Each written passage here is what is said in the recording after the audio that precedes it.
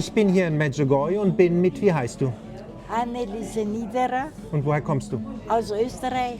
Und wann hast du das erste Mal von Medjugorje gehört und was hast du gedacht? Ich habe 83 Ja. das erste Mal von Medjugorje gehört. Da ist es mir sehr schlecht gegangen. Ja. Ich bin vor dem Selbstmord gestanden und mein Beichtvater hat mich gerettet und hat mich nach Medjugorje mitgenommen. Wow. Damals war es nicht so leicht für Rollstuhlfahrer nach Medjugorje zu kommen, weil die Infrastruktur überhaupt nicht da war. Wir haben dann durch den Onkel von Jakob dann ein Quartier gefunden und dort war ich untergebracht. War mit einer Wiener Gruppe mit und das war ein Erlebnis, das hat mir mein Leben gerettet. Das sage ich jetzt wirklich so. Was ist passiert? Ich habe da das erste Mal das Gefühl gehabt, ich bin wieder angenommen. Ich habe eine schwere Enttäuschung, eine partnerschaftliche Enttäuschung hinter mir gehabt und war wirklich am Ende. Und da habe ich das Gefühl gehabt, die Leute gehen auf mich zu. Sie geben mir die Wärme, die mir so gefällt hat. Das war der erste Eindruck. Mein Beichtvater hat dann organisiert, mit Hilfe von einem Ingenieur, der später Priester geworden ist, mich zu Maria, zur Seherin zu bringen, um mit ihr zu sprechen, während die anderen am Erscheinungsberg gegangen sind. Und ich habe am Anfang überhaupt nicht gewusst, was ich dort soll. Ich muss sagen, ich habe von Kindheit auf immer einen Marienbezug gehabt durch meine Großmutter. Also das war sehr verwurzelt in mir. Und ich habe nicht gewusst, was ich jetzt bei der Maria tun soll. Weil ich habe vorher ein Erlebnis gehabt, da ist eine Gruppe bei Witzka gewesen und die haben gefragt, ob die Engel Flügel haben. Und das war für mich abstoßend. Das war katastrophal. Ja. Also für mich war klar, das ist Wahrheit, was da passiert. Und mir war es auch nicht so wichtig, ob es Wahrheit ist oder nicht, sondern das, was ich gefühlt habe. Und ich habe nicht gewusst, was ich zu Maria sagen soll. Und die Maria ist vom Feld draufgekommen und die haben ein Gespräch gehabt. Der Ingenieur hat übersetzt, das war ein Kärntner Kroate. Und und wir haben gesprochen und das Eigenartige war, dass die Maria meine Sätze vollendet hat. Das war ein ganz eigenartiges Gefühl. Und sie hat mich immer so angeschaut und ich habe nicht gewusst, warum eigentlich. Viel später habe ich dann die Maria noch viel persönlicher kennengelernt. Und dann hat sie mir gestanden, sie war für die Kranken zuständig und hat erwartet, dass ich bitte, dass ich gesund werde, dass sie für mich bittet. Ja. Das war überhaupt nie ein Gedanke. Mein Gedanke war, dass ich draufgekommen bin, da in Medjugorje, ich bete falsch. Ich muss beten lernen. Erzähl, wie betet man richtig? Das ist jedem seine Sache, wie er das macht. Manche sind extrovertiert und manche introvertiert.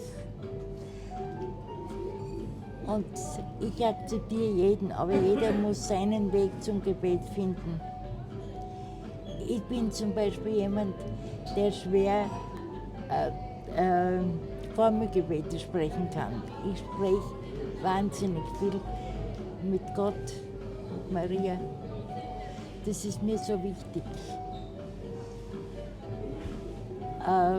Hast du die Erfahrung gemacht?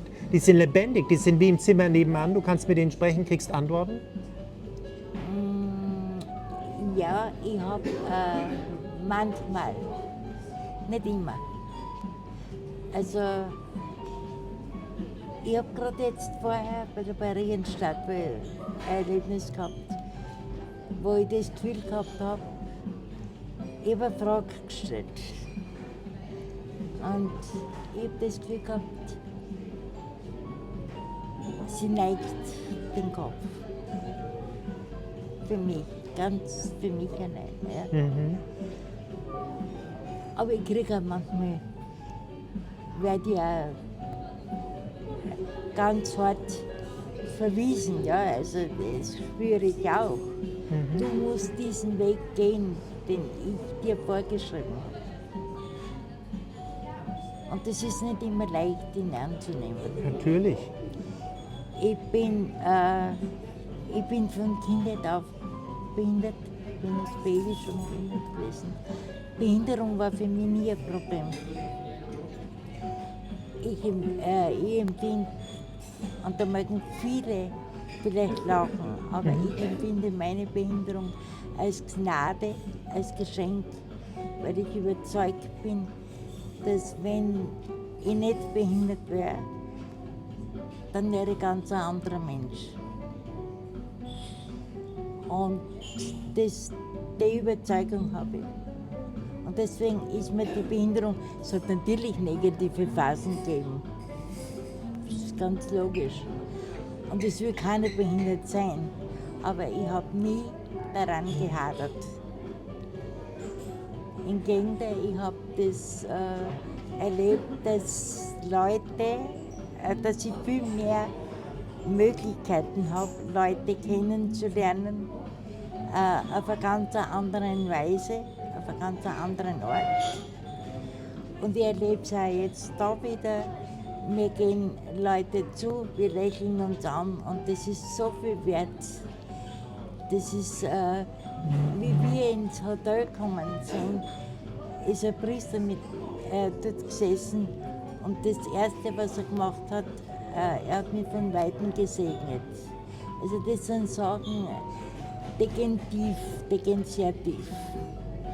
Und ich glaube, genau das ist es auch, was Medjugorje ausmacht. Erzähl, was macht Medjugorje aus? Das Zueinandergehen, das Miteinander, auch wenn man sie nicht kennt. Ich weiß, wie ich das erste Mal in Medjugorje war, bin ich zurückgegangen von der Maria und dann kommt mir ein italienischer Mann entgegen, der behindert war. Und da war im alten Pfarrhof ein Strauch, der geblüht hat. Und der hat eine Blüte runtergerissen und hat es mir auf die Schoß gelegt. Das sind Sachen, die haben mir damals so wahnsinnig gut getan.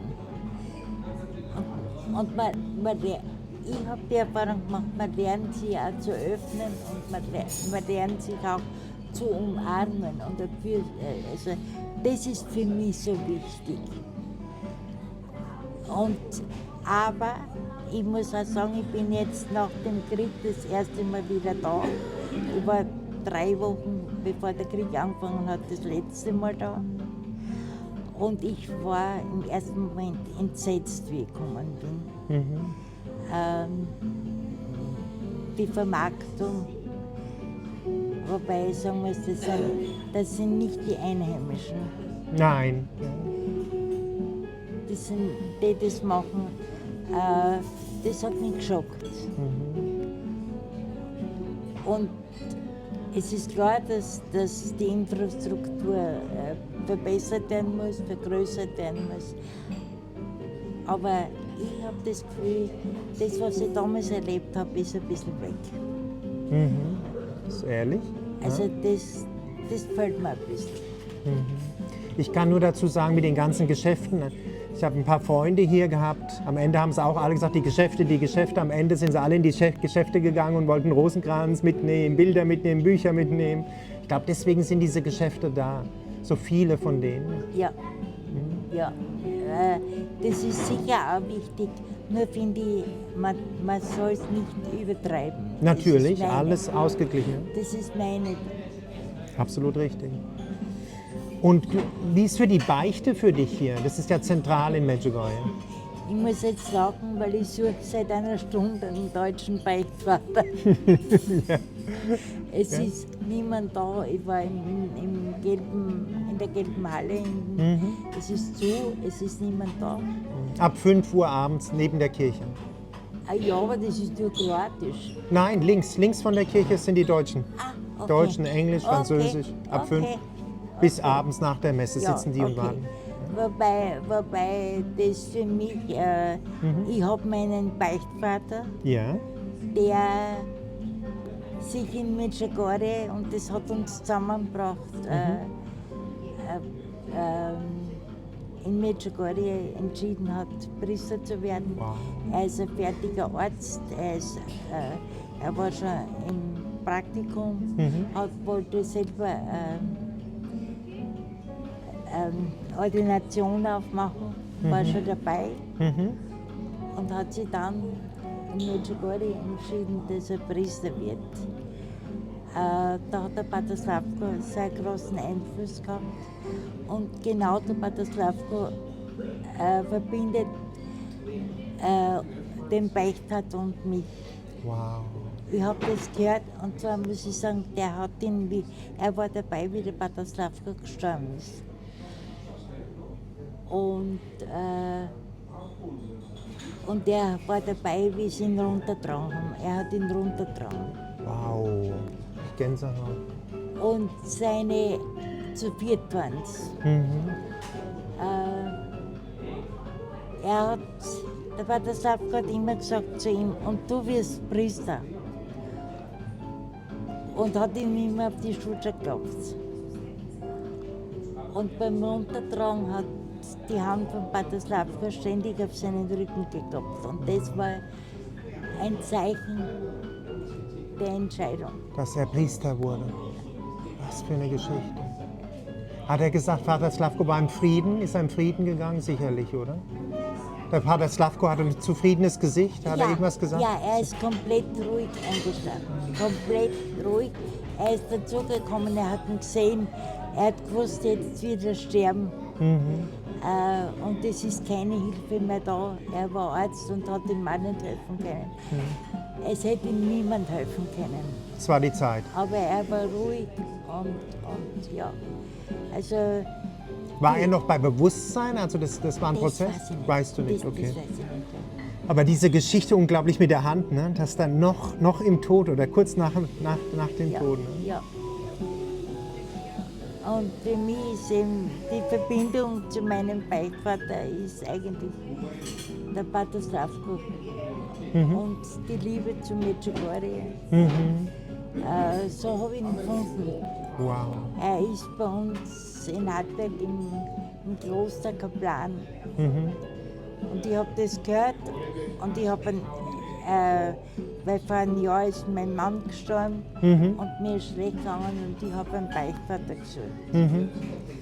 Und dann habe ich das erfahren, dass der dort im Kloster ist. Und ich habe ihn dann über eine Freundin, die hat ihn gefragt, ob er einmal zu mir kommen kann. Und so haben wir uns kennengelernt. Aber Medjugorje ist die Verbindung. Ja. Und was ist die Schönheit für dich von der Beichte? Dass Leute keine Angst haben müssen, zur Beichte zu gehen. Ich glaube, Beichte ist ein schwieriges Thema. Ich glaube, man muss die Beichte, sehe ich so, dass man das ausspricht, was einen bewegt. Entschuldigen kann ich mich immer. Ich kann immer um Verzeihung bitten. Aber ich glaube, es ist wichtig, dass man das ausspricht. Und dann braucht man den richtigen Beichtvater dazu, der zuhört, der im guten Sinne Ratschläge gibt. Das ist ganz wichtig. Und dann hat man Frieden und Freude danach. Ne? Ja, Erleichterung. Erleichterung, ja. Also das kommt darauf an, was es ist. Aber ich glaube schon für mich persönlich, das ist für jeden persönlich seine Sache, ja, das kann man nicht verallgemeinern. Ja, schön. Für mich persönlich ist es eine Befreiung. Was ist es persönlich für dich? Für mich ist es Befreiung. Für mich auch, genau, Befreiung, ja. Unglaublich. Und dann sagt man, unser Glaube sagt, wenn wir im Stand der Gnade sind, dann können wir die Eucharistie empfangen, die Heilige Kommunion. Ja. Es scheint, dass viele Leute nicht verstehen, was die Heilige Kommunion ist. Was ist die Heilige Kommunion für dich? Für mich ist die Heilige Kommunion der Zugang zu Gott, der mich stärkt.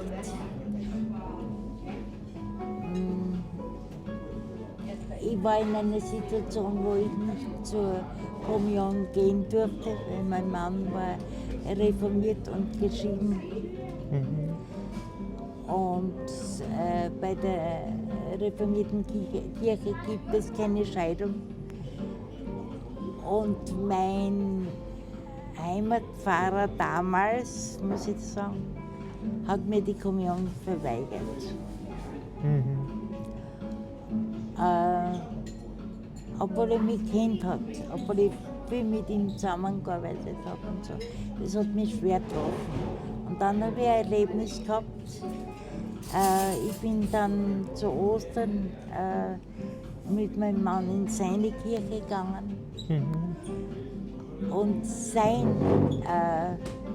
Pfarrer hat mir die Kommunion angeboten. Und dann war das für mich meine eigene Kirche verstoßen. Ich habe wahnsinnig drunter gelitten, dass ich nicht zur Kommunion gegangen. Ich habe aber Gott sei Dank Freunde, die Priester sind und die gesagt haben, du kannst ohne weiteres zu mir kommen. Das war mein Glück, sage ich jetzt einmal. Ich verantworte das selbst, hat er gesagt. Also dass er mir die Kommunion gibt. Und ich glaube, das ist ein Punkt, worüber sich die Kirchen sehr wohl Gedanken machen müssen. Das glaube ich. Ich würde ja gern was dazu sagen. Es gibt viele, das wissen viele Katholiken, es gibt Annullierungsinstanzen in der katholischen Kirche, wo die Leute hingehen können. War die Ehe korrekt? Und ich habe von jemandem gehört, 60% der Ehen sind nicht korrekt geschlossen, nicht, weil die Leute nicht reif waren dafür, für das Sakrament. Die konnten sich das gar nicht gegenseitig spenden. Ja. Das wissen viele Leute nicht. Also es gibt Instanzen in der katholischen Kirche, wo ihr hingehen könnt, ein Ehegericht, wo diese Ehen annulliert werden. Gericht hört sich so hart an. Aber die Reformierten nicht. Die nicht. Die nicht. Da war der ja gar nicht Katholik eigentlich, ne? Nein, er war Schweizer Reformierter. Die Kirche, also Protestant. Ja. Aber wir haben 3 Priester bei der Hochzeit gehabt. Der reformierte Pfarrer, er hat getraut und mein Beichtvater und unser Freund war als Priester dabei. Aber die haben nicht die Ehe geschlossen, es war keine katholische Ehe. Nein, die haben nicht die Ehe, sondern die waren einfach dabei, haben ihre Funktion, wollten mir beistehen und wollten uns gemeinsam einfach begleiten. Genau. Und mein Beichtvater, er hat damals, wie wir das Gespräch gehabt haben mit dem reformierten Pfarrer, hat der reformierte Pfarrer gesagt, was sagt der Beichtvater dazu? Weil ich wollte unbedingt mit Gottes Hilfe heiraten. Das war mir so wichtig. Ob das jetzt reformiert war oder katholisch, das war war mir nicht wichtig, es war der Gottes Beistand dann. Du hast gesagt, dein Mann ist gestorben jetzt, oder? Habe ich das richtig verstanden? Voriges Jahr, ja. Voriges Jahr. Und was würdest du sagen, was ist das Geheimnis einer glücklichen Ehe?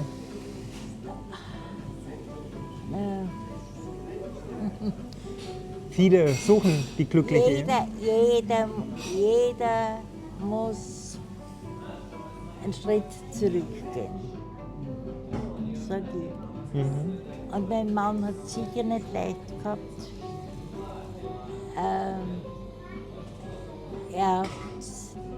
Er war sicher in manchen Dingen mit meiner Situation überfordert. Und trotzdem merke ich erst jetzt, was er mir alles getan hat und was wo. Geschenkt hat. Ja, ja. Und ich bin so froh. Der Bernhard ist mein Schwager, also der Bruder von meinem Mann, ist reformiert und hat mich nach Medjugorje gebracht, weil er gewusst hat, dass mein Mann mit mir mal fahren wollte. Nur war er dann so krank und es ist nicht dazu gekommen. Also ich bin so glücklich, dass ich jetzt da sein kann, weil mir geht es gesundheitlich seit dem Tod auch nicht besonders und trotzdem habe ich die Gnade gekriegt, dass es so halbwegs gut geht. Wow, so schön. Das ist der Schwager? Das ist der Der Schwager, Schwager, der mein neben uns sitzt. heißgeliebter Schön. Schwager. Toller Mensch. Ich habe vorhin ja schon mit ihm geredet. Ganz ein toller Mensch und auch seine Frau, seine ganze Familie, Ja. die kümmern sich, die fahren von der Schweiz rein Vom Herzen. und sind da, wenn ich sie brauche. Und das hätte ich mir nie gedacht. Wow, das sind die Geschenke, ne? Die kleinen, kleinen Ja. großen Geschenke Ja. mit vom Herzen. Also für mich sind das ganz große Geschenke. Geschenke. Wow, und was würdest du Leute am Ende sagen? Warum sollen die mal nach Medjugorje kommen? Ich sage jetzt einmal, um sich zu besinnen, das ist einmal ganz wichtig.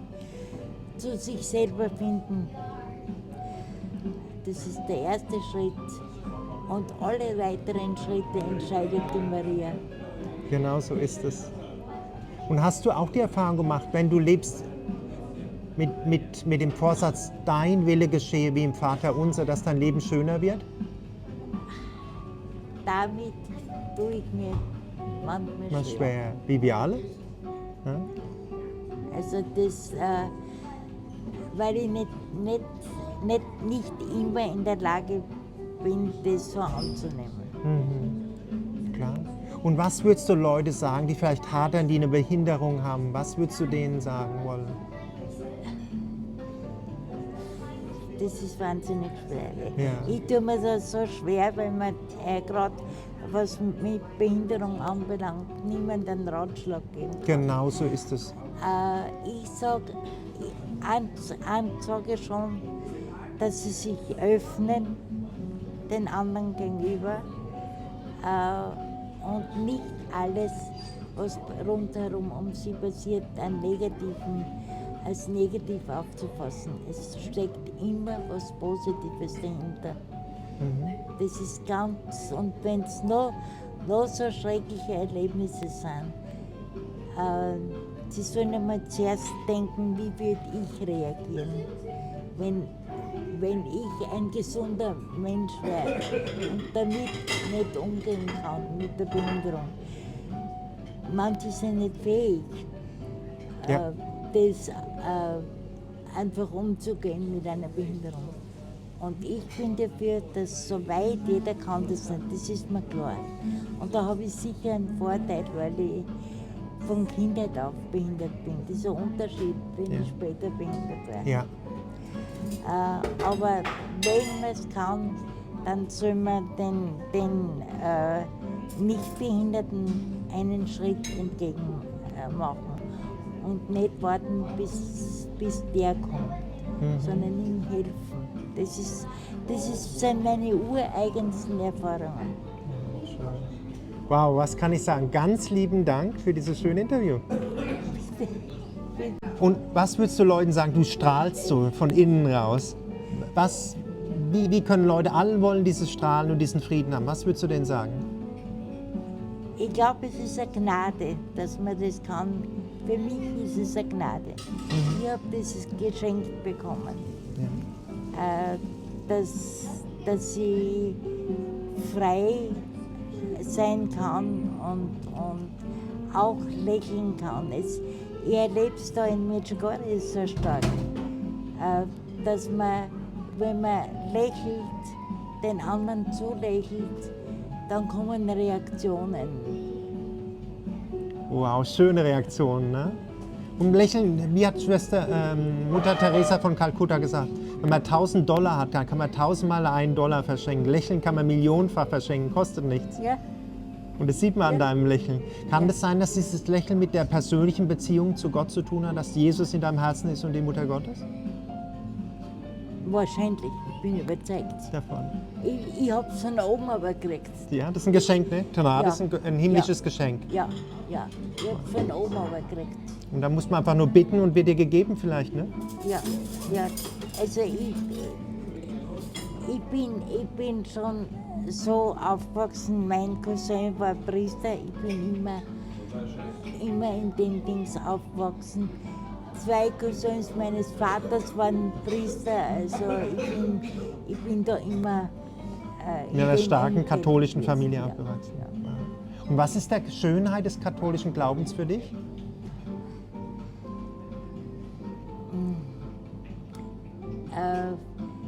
Ich glaube, das ist ganz für jeden Einzelnen Anders. Ja? Ich finde das so viel Schönes an reformierten Glauben. Ich finde wahnsinnig viel Schönes. Jeder für sich kann sich die Schönheit aussuchen. Wo auch immer und wie auch immer.